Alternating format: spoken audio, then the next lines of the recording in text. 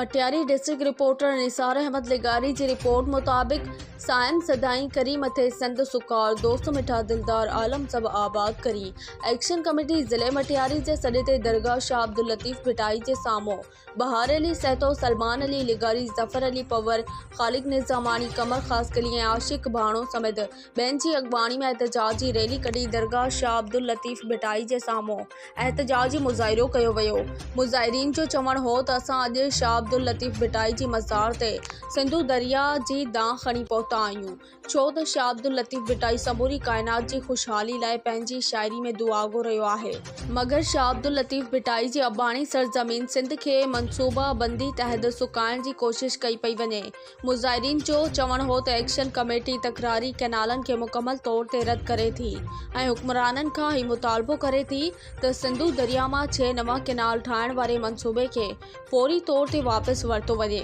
ॿी सूरत में सिंध जा माण्हू हाणे एहतजाजनि ऐं मज़मतनि खां निकिरी मज़ामत कंदा ऐं हर क़िस्म जूं कुर्बानियूं ॾेई सिंधु दरिया जी बका लाइ रत जे आख़िरी फुणे ताईं विढ़ंदासीं।